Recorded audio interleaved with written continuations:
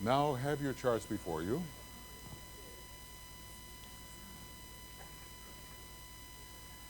And we'll try to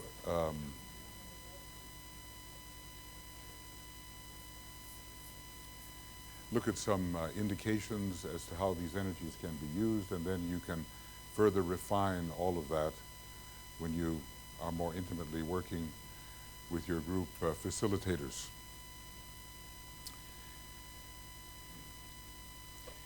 We've worked with Venus a bit.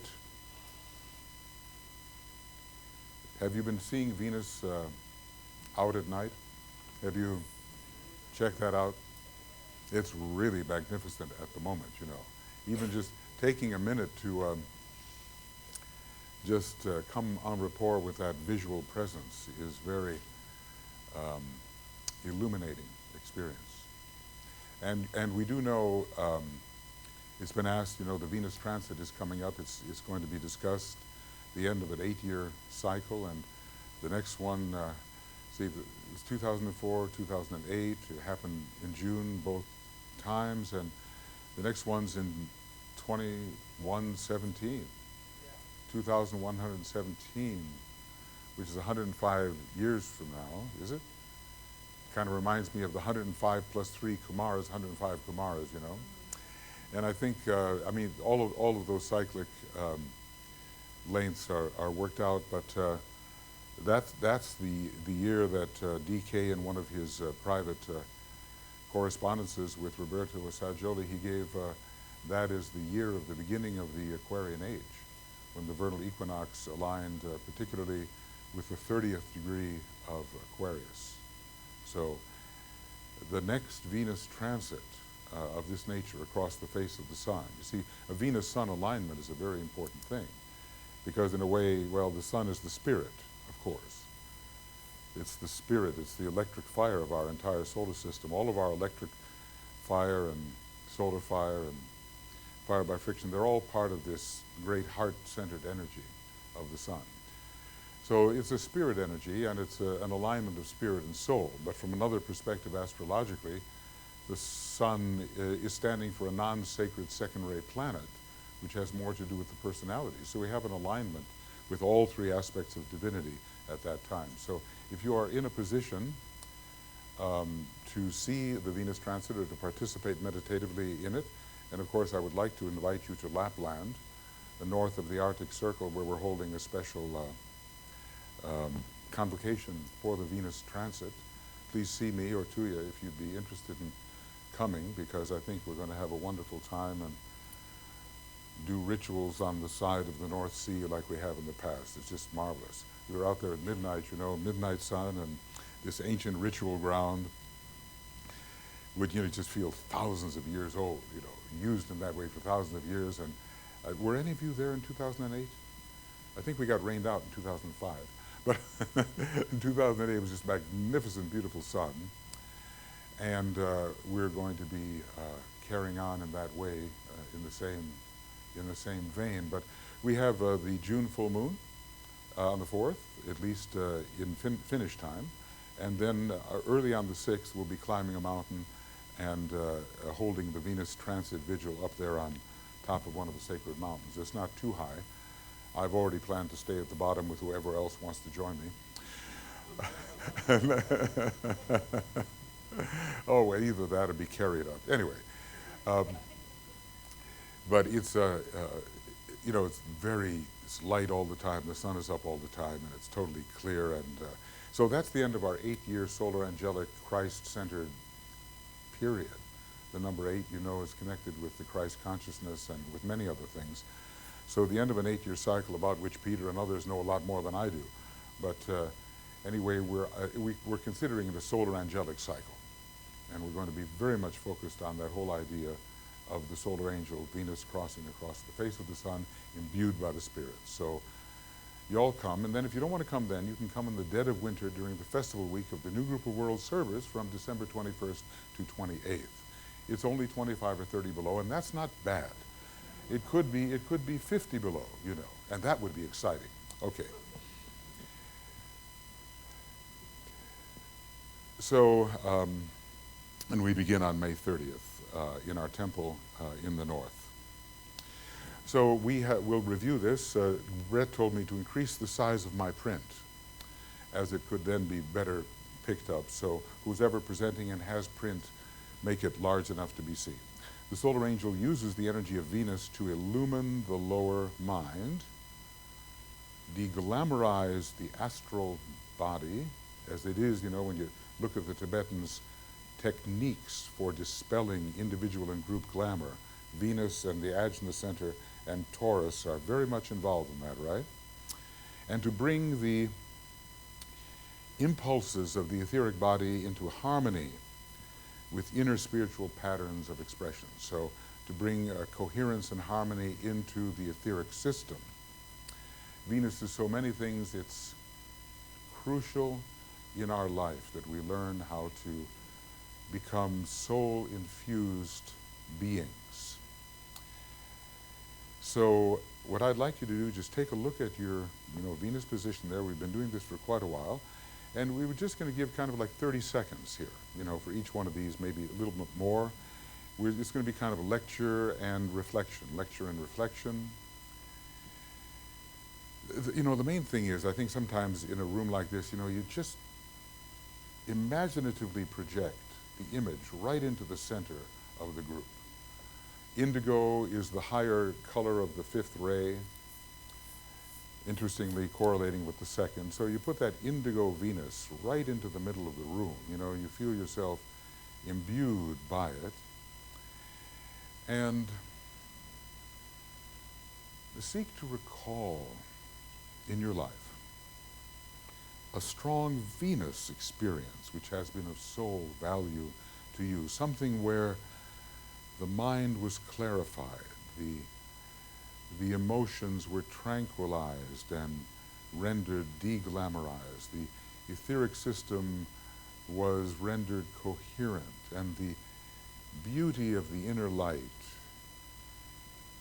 became a reality for you. Something, see what you can recall. So we're in the soul state. Just go right there and see if you can remember anything, recall something of a Venus nature which had soul value to you, which came closer to expressing your soul purpose in this life, which facilitated that.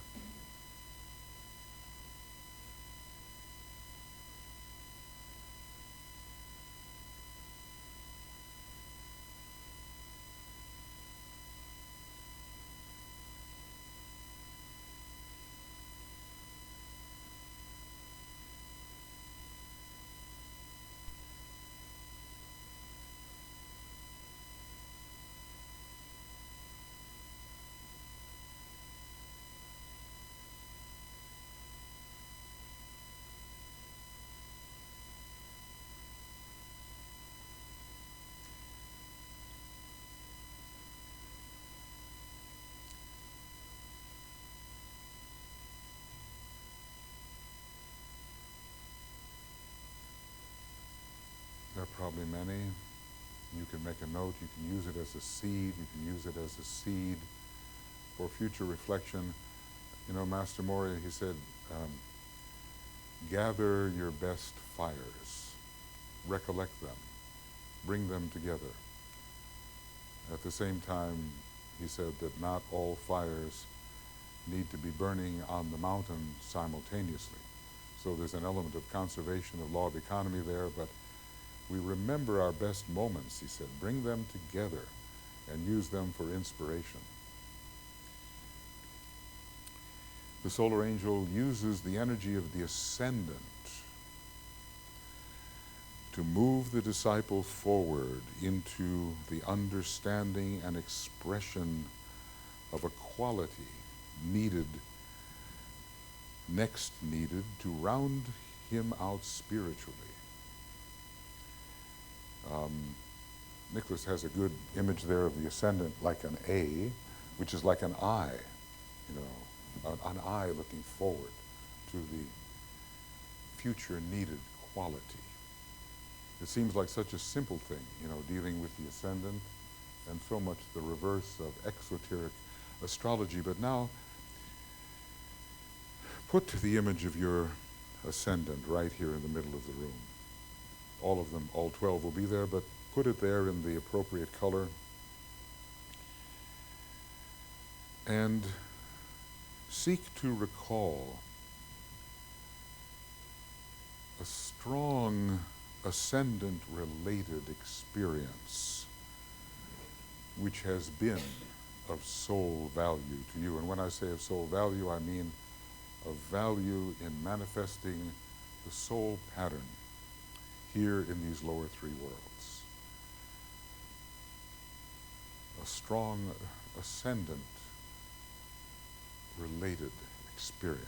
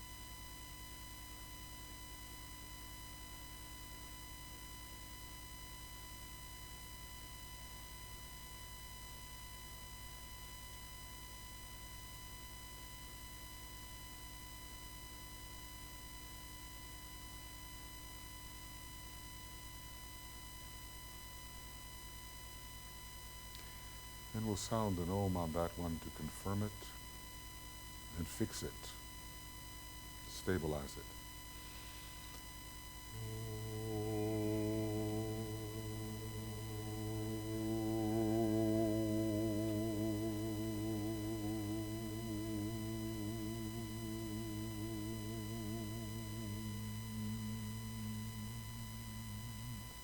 Heidi, can you get me my pitch pipe out of that thing?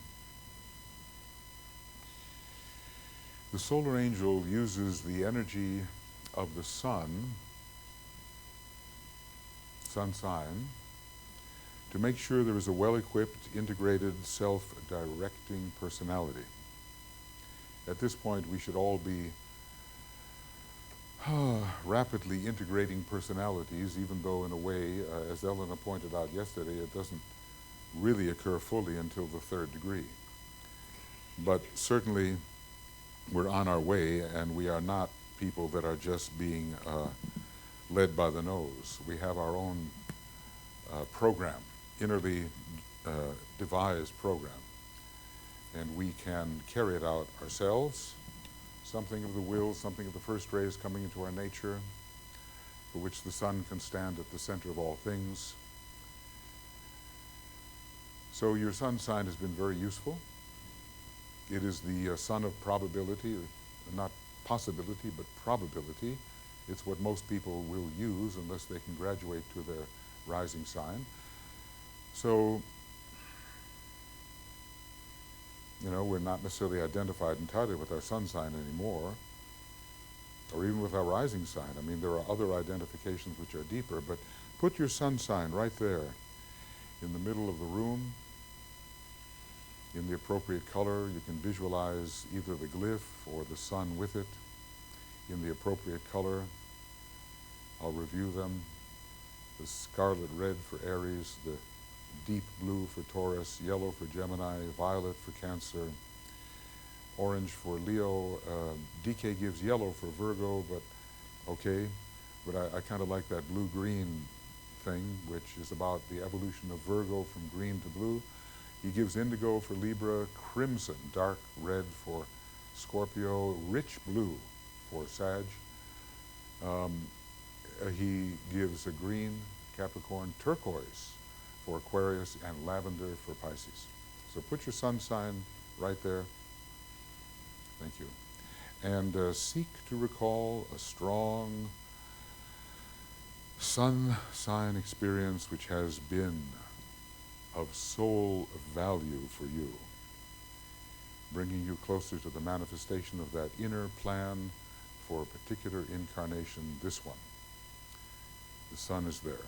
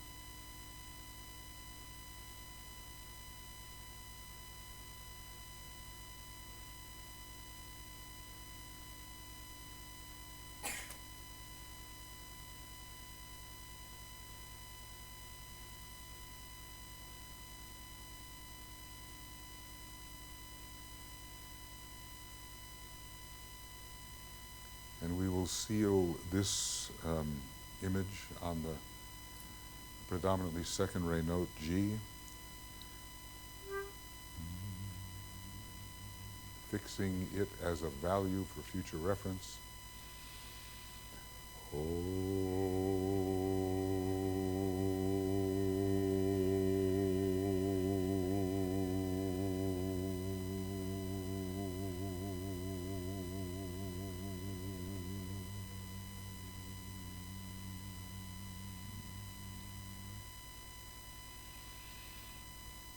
I think, speaking of the use of color here, Dwayne, you sent me something the other day, and I've been thinking along those lines as well, where you have these concentric circles of the various colors that are involved with your ray chart.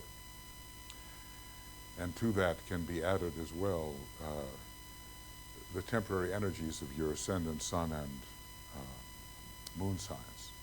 So you can have a six-fold concentric situation, but you can also add three other elements to it, and gives a very good picture in color, and probably as a chord as well, if we could sound it together, of the energies that you are working with vibratorily in the world of color and sound during this particular incarnation. I think, we can work with some of those. We should even make them, we should draw them, we should paint them. It would give that image of our identity, settle it into our consciousness much more strongly, crystallize it so that it can really be used. The solar angel uses the energy of Vulcan to impose its will upon a wayward personality. That's the grip of the soul. Vulcan is the fist and the first ray image, the body braced, the hands clenched, the body braced, the mind alert, from the first ray integration formula. So when the soul has you in its grip, this is the spiritual will working through the sacrifice petals and through Vulcan. And I'm sure every once in a while we've been grabbed by the scruff of the neck, and kind of held to account by a higher energy than our own personal energy.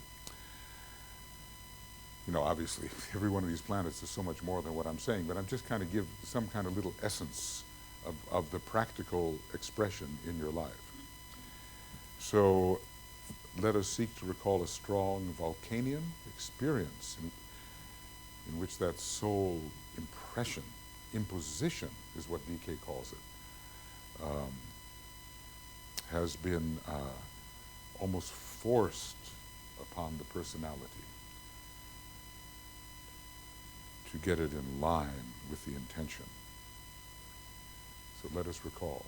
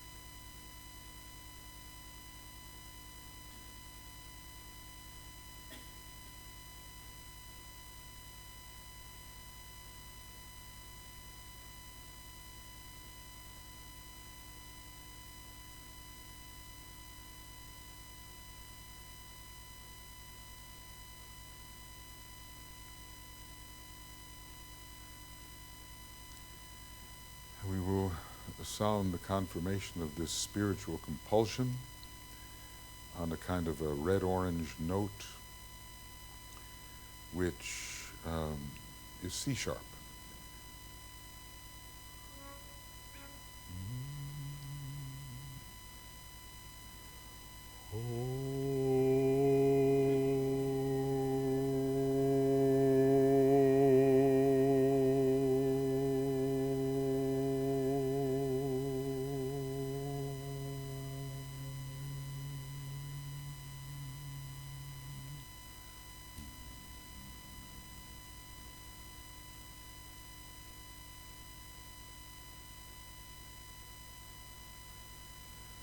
That planet will be becoming more important for us increasingly, as it will be required that the new group of world servers and those that can respond to them stand with massed intent to stand for the values which have to emerge, and really as a defending wall against the values which should no longer prevail.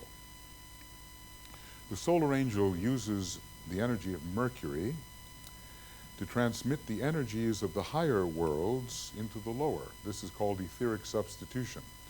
The energies of the four cosmic ethers into the lower worlds, and especially into the four systemic etheric planes, to introduce new streams of information and to allow the information to pass from the lower worlds to the higher until you get this figure 8 exchange. There was a drawing of the Antikarana that was in the possession of Marion Walters, who was the last disciple that we knew. Keith and I knew her very well personally, and it was all figure 8s, enlarging figure 8s, getting bigger and bigger all the time, and taking in the triadal permanent atoms as they descended in the lower part of the 8 to capture the normal atoms. So this Mercury is the guardian of the 8th gate. I imagine that in terms of cyclic imagery, correct me if I'm incorrect, Peter, that there are some 8-fold patterns connected with Mercury. I seem to have seen one somewhere. Anyway, I thought I have seen it, but perhaps not. Anyway, there's an 8ness involved with this. And there is what? An 8-8-day revolution. Yes, yes. And interestingly enough, Mercury, the hierarchical ruler of the 8th sign, Scorpio. So it's bringing in the Buddhic plane. It's bringing in the cosmic ethers. It's bringing in that sense, the Christ consciousness. So we certainly, we breathe thereby. Down here in our lower worlds, we're quite dead in a certain way. We're in the world of concretion that does not live in the second solar systemic sense. Once we get onto the Buddhic plane and beyond, we actually begin to breathe. That's the plane of air, the airplane, as it were, yes. There's a very long, very cycle of Mercury conjunctions that are 3 years apart. That happens over a 10,000-year period. It cycles about every 40, 50 years, as I recall. But it conjuncts the Pleiades. You have two positions of the Sun-Mercury alignment that conjuncts the Pleiades 3 years apart. Very interesting. See all this stuff on the science of cycles. You know how it goes. DK gives you the powers that we're all supposed to be developing, right? So the highest power we can develop is called all knowledge. It's on the third sublevel of the third plane, the atmic plane, and it requires, it's strongly Mercurian, it's strongly related to the third ray, it's strongly related to astrology and to the study of the science of cycles. If we just put all this information together, into one appreciated, unified field, it may take a little while, but just think of the illumination that could come. So anyway, here is Mercury. We're dealing with it every day as we talk and as we think and as we exchange energy and so forth, but let us try to isolate some strong Mercurian experience which has been of lasting soul value to you as you seek to cooperate in the manifestation of this plan for your life. Mercury.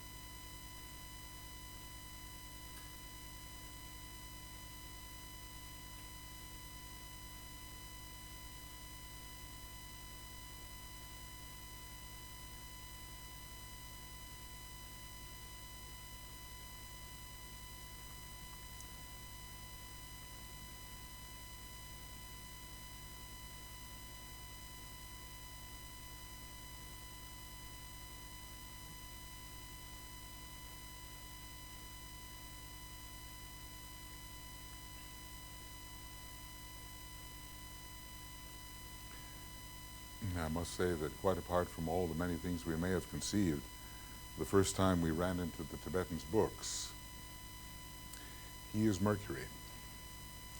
And maybe you have shared with other people the I'll buy them all impulse.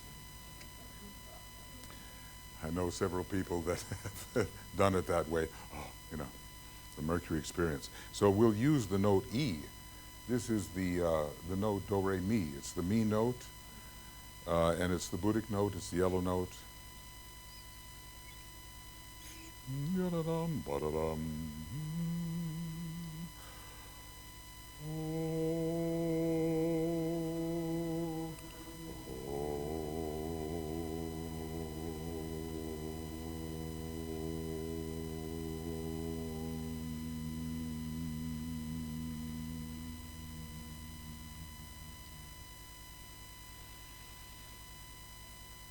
We can return to these little fires because, you know, when we pass on, when we die, I'm sure that, you know, the best and the worst is presented to our inner vision, and out of the best we can really transmute these experiences into causal quality built into the causal body. So this is what our causal body is.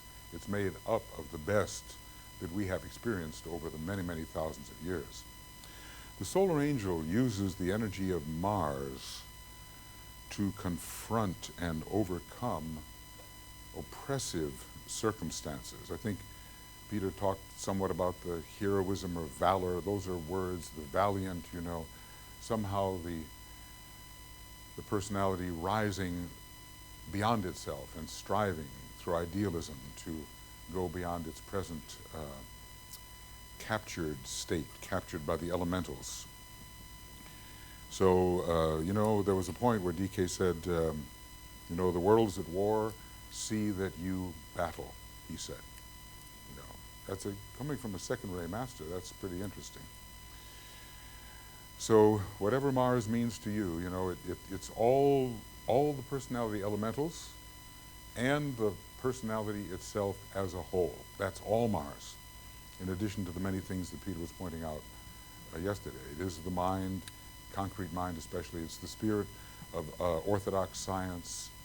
It penetrates and it pushes forward. And of course, humanity relates to it very much. So see if we can recall a strong Martian experience that wasn't just a battle for no reason, but which has been of sole value to you. The planet Mars. Red.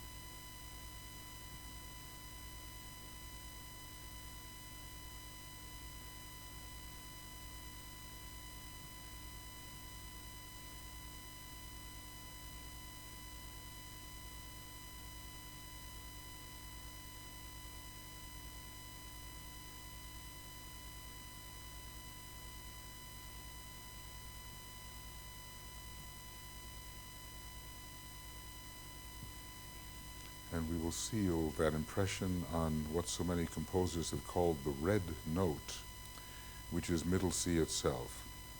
Blavatsky gives this note as the ruler of Mars, but it's also, in a deeper sense, a first-ray note, but we'll use it in relation to the planet.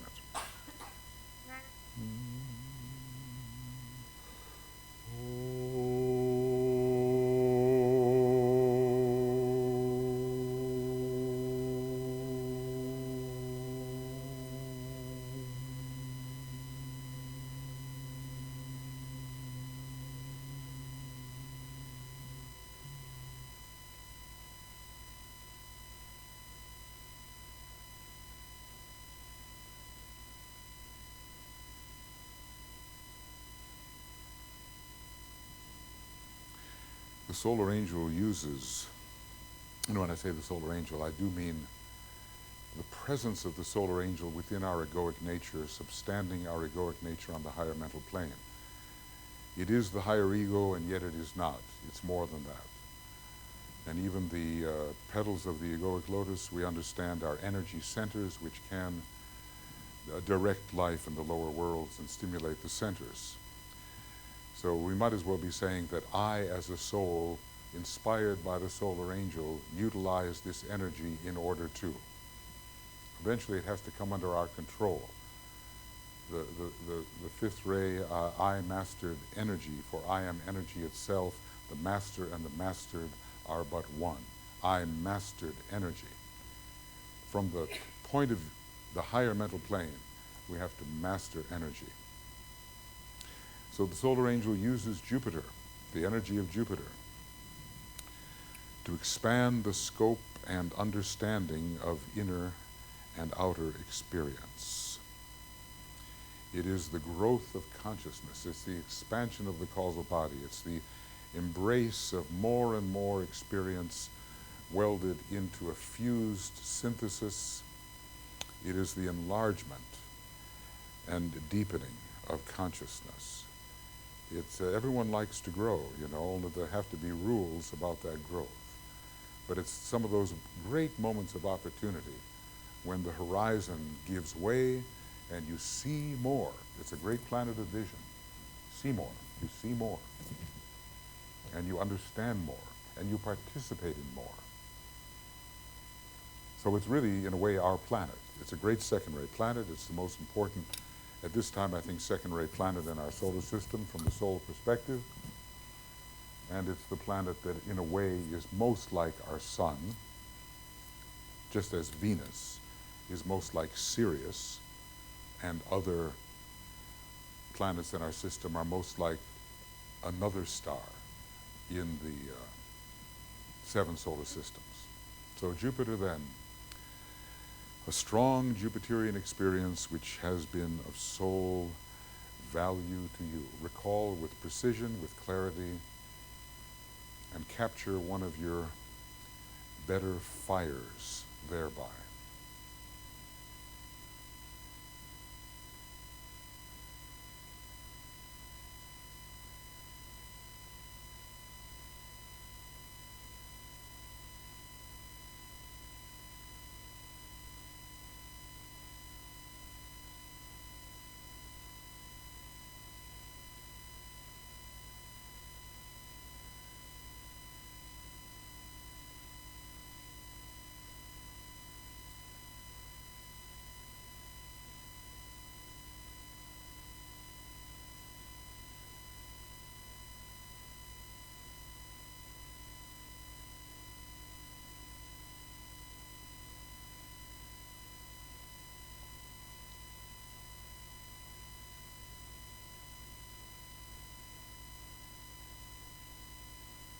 And of course, you will secondarily use the sign in which Jupiter is found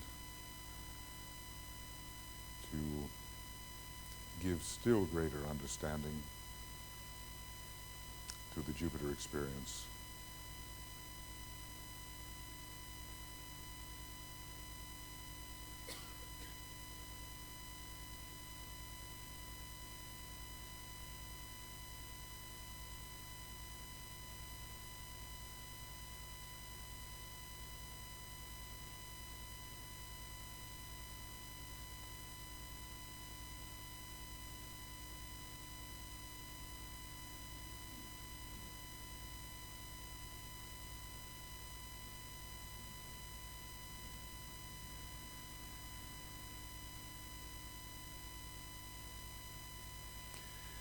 And we will use the blue note to confirm it. Jupiter has many shades of blue, but the rich blue, the royal blue, is one of the foremost, and it oftentimes has a somewhat purple tinge associated with its 7th ray. The presence of Jupiter and the great expansion of consciousness confirming the experience on the note G.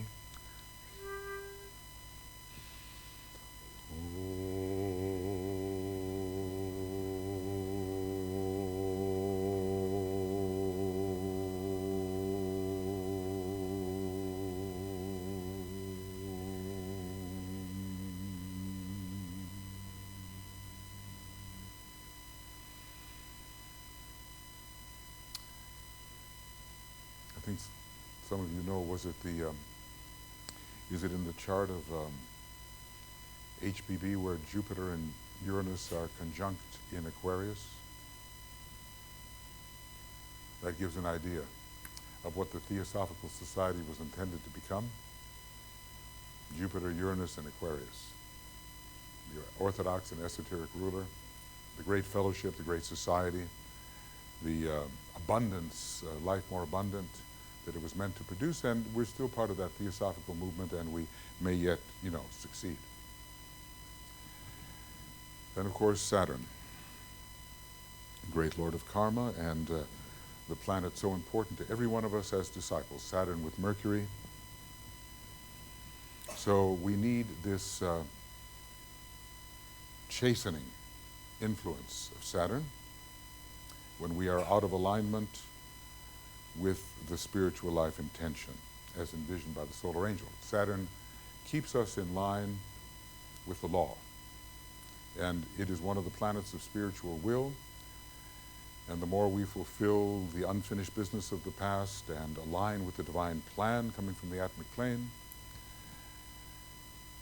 the more we are ready to actually take a significant part in that plan and not just have to, finish our own personal business, but can be part of correcting the planetary imbalances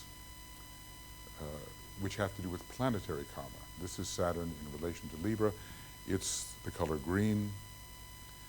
So Saturn, I know, means many, many things to us, and if we're really disciples, we've had loads of Saturnian experiences. Which of these have been most significant? Let us seek to recall a Saturnian experience which has been of soul value to you.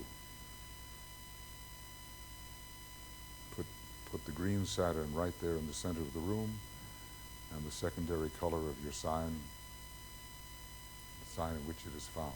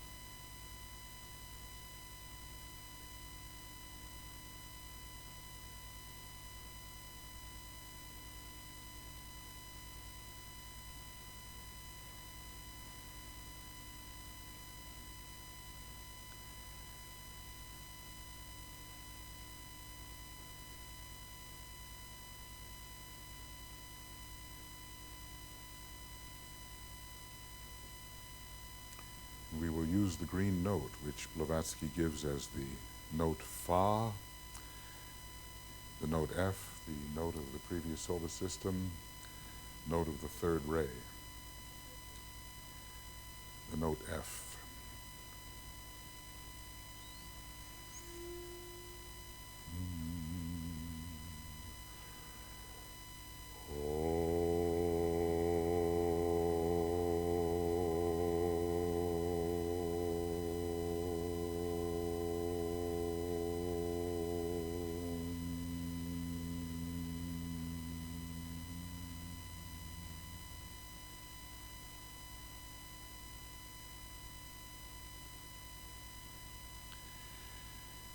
You see, all these moments have been moments when the planetary potency has been used to good effect to anchor some aspect of the soul plan for your life, for this incarnation. And in the mosaic and aggregate of all these, you can begin to see a pattern emerging, and how every one of these astrological factors, not to mention the ray factors, also has played its part in bringing about the externalization of that intended design. The solar angel uses the energy of Uranus to reset all circumstances so they come closer to the archetypal intention of the solar angelic vision for a particular incarnation. The reset button.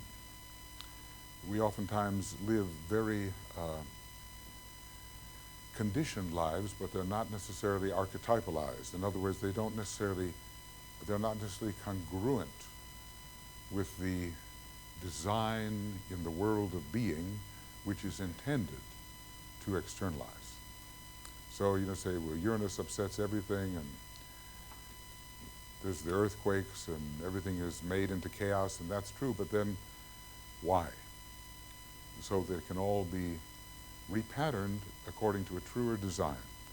So, have you had in your life those shake-ups, those sudden electrifying jolts which revealed an entirely new possibility and caused a really definite rearrangement of your life according to a higher design? Let us ponder then. We'll put the violet Uranus, largely its soul rays, ray 7, in the center of the room, and the background of the sign in which it is in as a disk, let us say, and we'll attempt to recall something of soul value, which was a Uranian experience.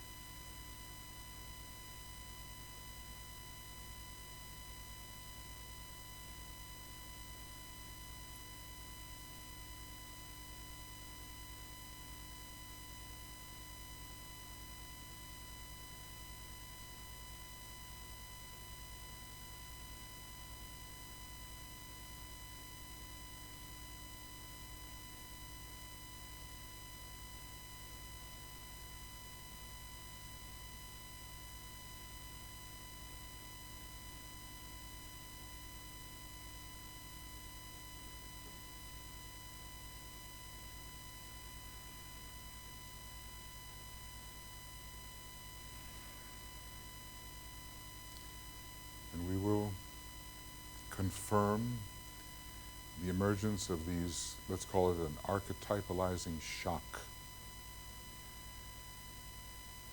The shock of archetypalization.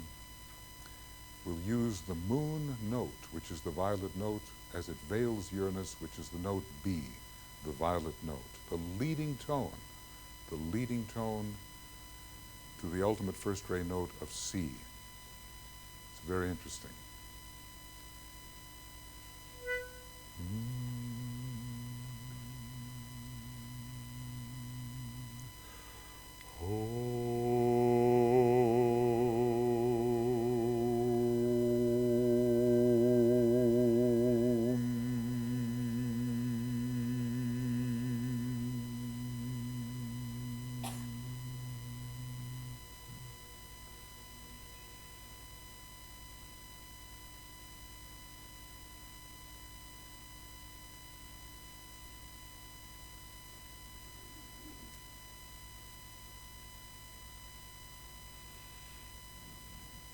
Two more to go among the conventional planets.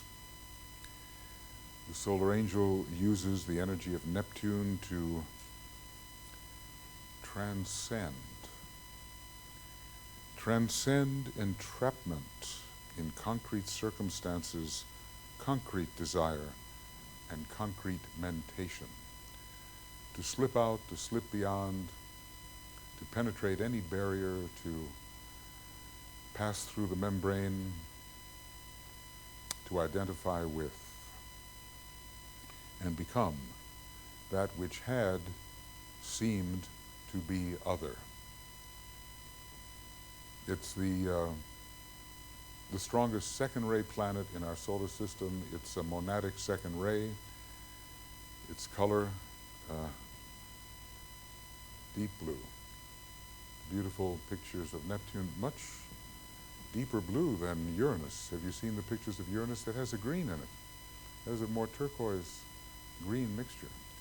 But Neptune, very, very blue, according to its monadic ray. And it's a sixth ray soul, second ray monad planet. And DK actually, he really gives that. Esoteric Psychology, Volume 1, around page 420, 421. The esoteric, when he uses the word esoteric nature of a planet, he means a monadic ray. And it's given. Uranus 1, Neptune 2, Saturn 3. So, you know, we've all been mystics along the line, and we've had our transcendent experiences largely out of our control, and we've been exalted, and we've been depressed, and, you know, we've been through Neptune. It's the astral plane, it's the Buddhic plane, it's the monadic plane, it's the cosmic astral plane. It's all those things. It's Varuna, the strongest of the Rajadeva lords in relation to our planet at this time. So let us ponder and recall some Neptunian experience of real soul value to us.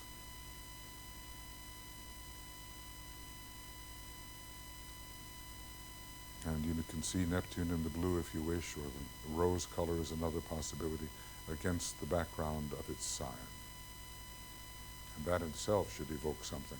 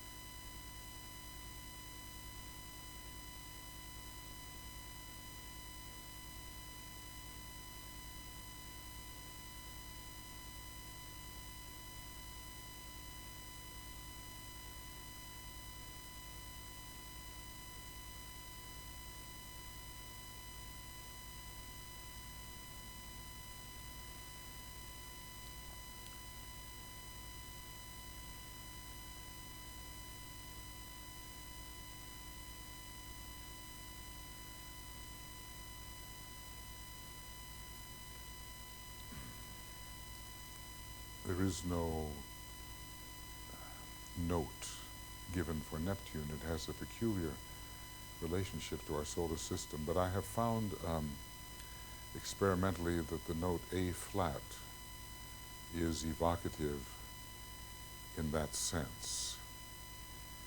It is a note which is located as a minor sixth from the Do note, and it evokes nostalgia, but perhaps nostalgia for a type of transcendent love which has always existed. So we will use A flat at this point to confirm the Neptunian experience, one of our fires.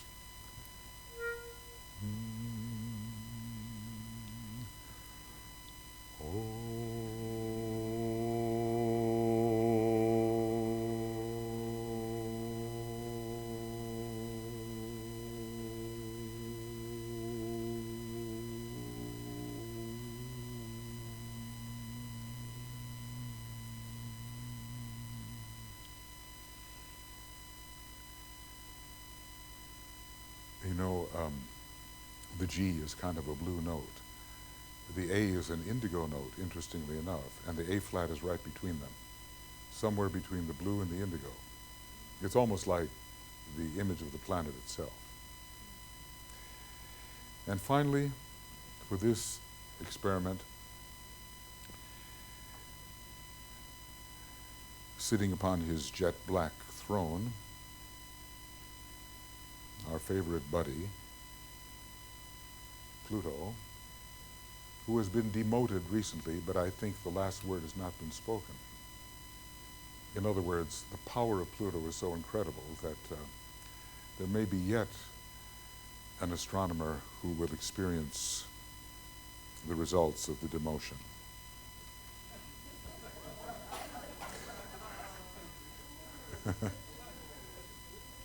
Ooh, well, in the Plutonic spirit, you know.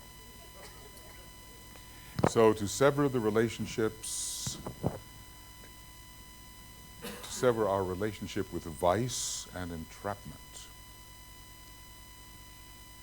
which imprison the consciousness. It's the old story of the Hydra and all of the things to which we are terribly interested in an addictive way, going deeper and deeper into matter. But you know, sometimes I think that Pluto makes you go so deep compulsively into something that you really shouldn't get into, that through the law of repulsion you finally are ejected from it. So, you know, there's tremendous attachment connected with this planet, but also the resultant detachment, which is final. You know, nausea is final. And of course, there's great empowerment. It's, you know, Aries, Pluto, Shambhala here, and there's a relentless quality here, and something that you will, you know, death unto life, the sacrifice of all the things you used to identify yourself with. It's Scorpio, it is Pisces. You're willing to die to be Aries, Pluto, Shambhala. So let us, you know, it's supposed to be quite active and dramatic in the life of a disciple, but not so much consciously noticed in other people's lives, though obviously it affects their circumstances very much. So we will seek to recall a strong Plutonian experience, which has been usually appreciated later, of soul value to you.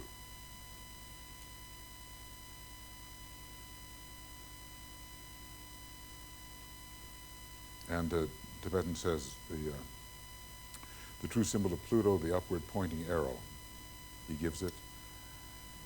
And black and red are appropriate colors.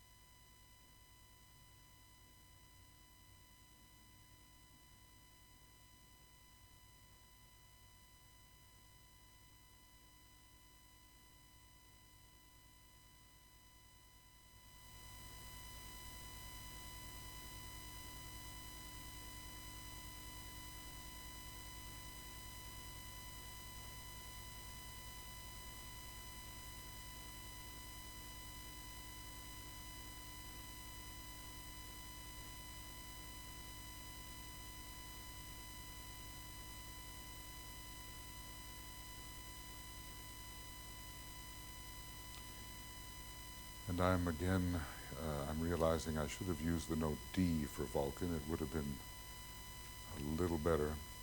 I'm going to use the C sharp for Pluto, hovering in that first ray area at the bottom of the scale.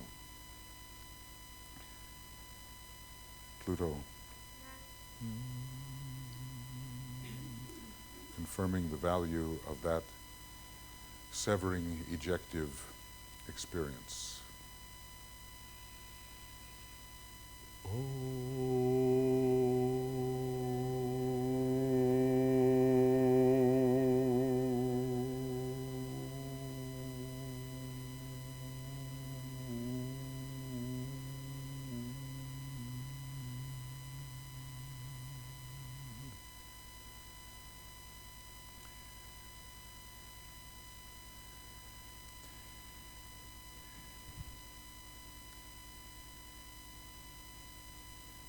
The important thing is to be the director of energy.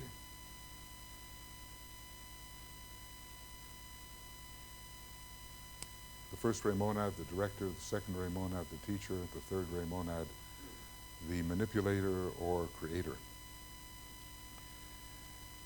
We're surrounded by energy, permeates every aspect of our system. We can be driven up and down the land and used by it, or we can cooperate in the direction of this energy. Purposeful. And then,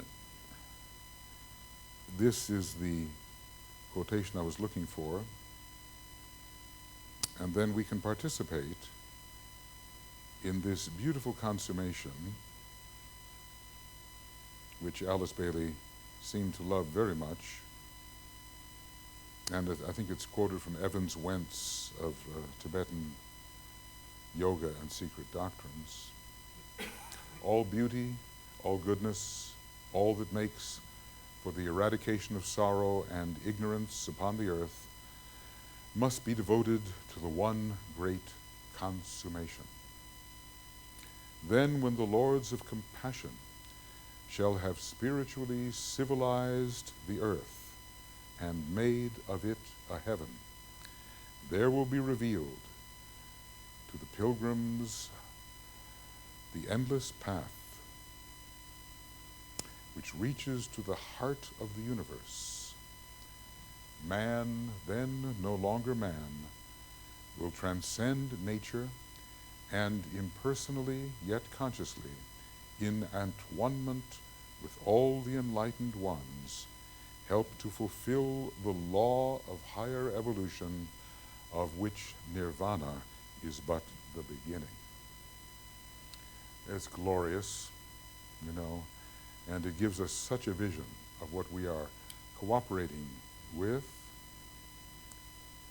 seeking to be co-workers with the great ones. And so, as we make astrology work for us, it will work anyway, but as we really learn how to be cooperative, purposely cooperative with it, we can participate effectively in bringing about this type of consummation, for which the reappearance of the Christ is just, shall we say, a real forward movement on our planet. Okay, thank you, thank you. And we're going to take a break now for 12 minutes, and then get into our groups. I want to ask a question. You see, the first kingdom has one petal. The second kingdom, 2 petals. Muladhara. The third kingdom has 3 petals. Human kingdom has 4 petals. How many petals has 5th kingdom?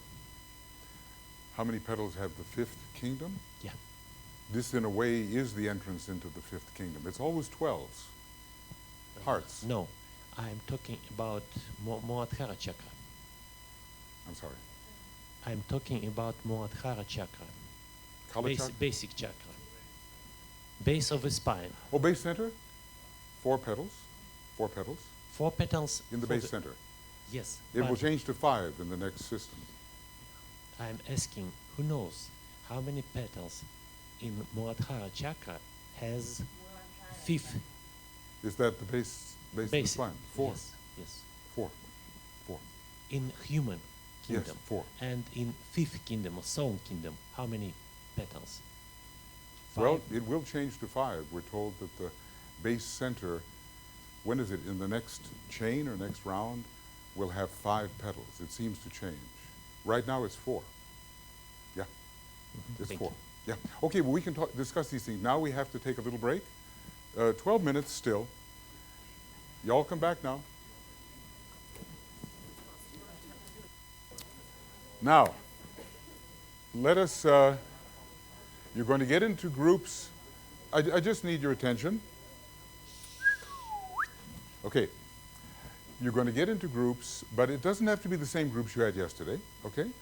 Matter of fact, you may want to switch around a little bit just to get the benefit of other people's perspectives. There was a whole aspect of the talk that I was going to give this morning that I didn't give, and it basically had to do with the way any factor which the ego may be using or the solar angel may be using, any factor is aspected to many other factors. In other words, there are going to be things in your chart that promote this type of soul expression, and other things that seem to interfere with it or to block it or in some way challenge it. So you might want to look today when you're together at how these planets, all of them, whatever, or whatever you choose to focus on, are really working for you to express your soul potentials, and what are the other factors which are representing the different aspects of your nature, which are challenges to that, and how that dynamic is going, the balance between being able to express as a soul and those other factors which seem to be militating against it. So you can look at the harmonious and inharmonious aspects to the centers of soul expression. You can choose one. Maybe today is the day for the ascendant. The ascendant, of course, is very, very important, and its ruler and its ray and so forth. And how is everything else in your chart constellating around that ascendant, either to really promote it or to somehow challenge it? And that is the simple assignment for this next hour and 15 minutes. Okay, so get into your groups, choose your facilitator, and enjoy.